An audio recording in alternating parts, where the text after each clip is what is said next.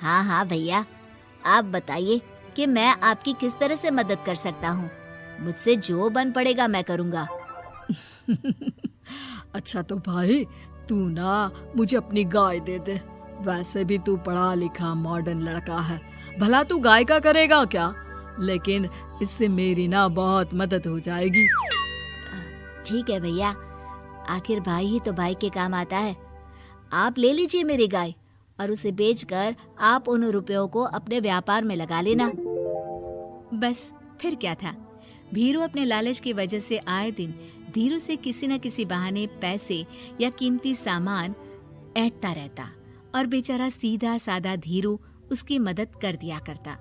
इसी तरह 2 साल बीत जाते हैं और दोनों भाई शादी कर लेते हैं।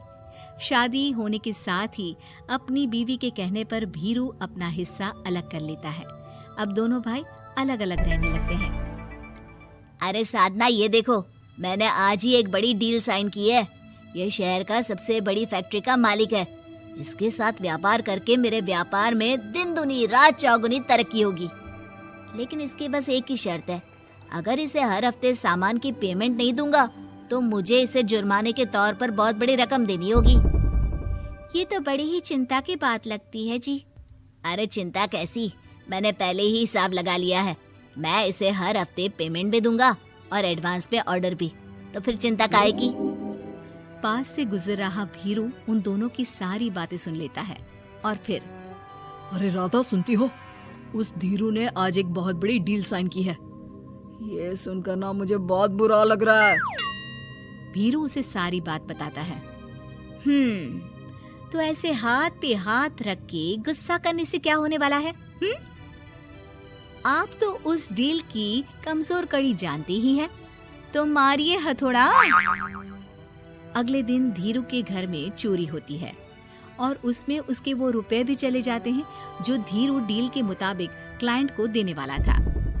फिर शर्त के हिसाब से धीरू को जुर्माने की रकम देने के लिए अपना घर गिरवी रखना पड़ता है और उसका व्यापार भी बंद हो जाता है। सुनिए जी, आप दिल छोटा मत कीजिए। आप कोई ऐसा बिजनेस कीजिए जिसे आप जल्दी से जमा सके और कम पैसों से भी शुरू कर सके। आप फल सब्जियों का व्यापार शुरू कीजिए। तुम ठीक कहती हो, मैं कल से ही मंडी जाकर सब जानकारी लेकर आता हूँ। उधर भीरू और राधा धीरू की बर्बादी की खुशियां मनाने में लग जाते हैं और इधर धीरू खूब मेहनत करके फिर से अपनी आर्थिक हालात पटरी पर ले आता है। लेकिन फिर एक दिन, अजी सुनती हो, तुम यहाँ पर उसके बर्बाद होने की गलतफहमी में खुश हुए जा रहे थे और तुम्हारे भाई का फल सब्जियों का व्यापार बड़ा अच्छा चल निकला है। मैं अभी बाजार में उसकी दुकान देख कर आ रही हूँ। अरे भीड़ लगी हुई थी वहाँ तो फिर जल्दी से अपने खुराफाती दिमाग से कोई आइडिया निकालो इस मुसीबत का। आइडिया तो बहुत अच्छा है मेरे दिमाग में। अपने भाई से कह के इसके गोदाम में चूहे डलवा दूंगी, फिर देखना नजारा। राधा की चालाकी से धीरू का ये काम भी ठप हो जाता है।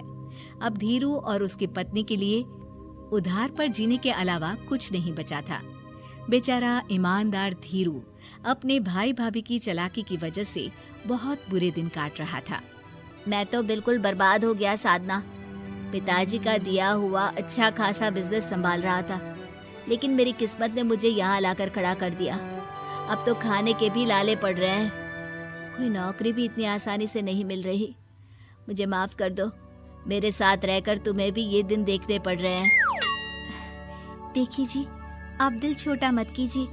भगवान कोई ना कोई रास्ता जरूर खोल देगा हमारे लिए। और मेरे दिमाग में तो एक अच्छा आइडिया आ भी गया। मैं बचपन से ही अपनी दादी, नानी और माँ को एक खास तरह का अचार बनाती देखती आई हूँ। वो अचार जितना टेस्टी होता है उतना ही उसे बनाना मुश्किल भी, लेकिन एक बार बन जाने पर वो जल्दी खराब भी नहीं होता जी। वो अचार सिर्फ हमारे ही गांव में बनता था, जिसे खरीदने के लिए दूर दूर से लोग आते थे। मैं सोचती हूँ वही अचार बनाने का काम हम शुरू करें तो। मैं बनाया करूँगी और आप उसे मार्केट में बेच आया करना। साधना, तुम्हारी बातों से मेरे मन में उम्मीद जाग उठी है, लेकिन ये सब काम शुरू करने के लिए रुपए कहाँ से आएंगे?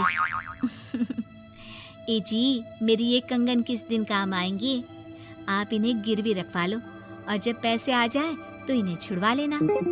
साधना बाजार जाकर अचार बनाने का सामान लेकर आती है। फिर घर आकर सारे खिड़की दरवाजे बंद करके अचार बनाती है और धीरू उस अचार को पैक करने में साधना की मदद करता है और अगले दिन बाजार में बेच भी आता है। शुरू में सिर्फ 10 बोतल अचार ही बन पाता है, लेकिन उसे बेचकर हुए मुनाफे से अचार की बोतलें 10 से 50 और फिर 1000 और 10,000 हो जाती है। अब धीरू को अपने काम में मदद के लिए कुछ लोगों को भी काम पे रखना पड़ता है, लेकिन अचार अब भी साधना ही बनाती है और अपनी रेसिपी का सीक्रेट बनाए रखती है। अब देखते ही देखते धीरू साधना ब्रांड अचार आसपास के कई शहरों में मशहूर हो जाता है और धीरू के दिन एक बार फिर बदलते हैं। धीरू के पास अब भीरू से दुगना बड़ा घर, गाड़ी, धन, अचार की कई फैक्ट्रीज और नौकर चाकर होते हैं। धीरू की इतनी तरक्की देखकर भीरू और राधा बुरी तरह से जल भुन जाते हैं, लेकिन अब उनके खिलाफ उनकी कोई चाल कामयाब नहीं होती। सुनिए जी, मैं ना कहती थी कि आप हिम्मत रखिए, एक दिन भगवान हमारे रास्ते जरूर खोल देगा। और देखिए जी, आज हम कहां से कहां आ गए। ये सब तुम्हारे फौलाद जैसे मजबूत मन की वजह से हो पाया है साधना, वरना एक समय मैं तो हिम्मत ही हार चुका था। तुमने न सिर्फ मेरा हौसला बढ़ाया बल्कि बिजनेस में मेरा साथ भी दिया। जहां एक तरफ धीरू और साधना अपनी मेहनत और हौसले से बहुत तरक्की कर चुके थे, वहीं दूसरी तरफ धीरू और राधा के लालच और धोखेबाजी की वजह से वो इनकम टैक्स वालों की नजरों में आ चुके थे। भीरू के एक घर पर इनकम टैक्स वालों का छापा पड़ता है और भीरू को काला धन जमा करने के आरोप में जेल जाना पड़ता है।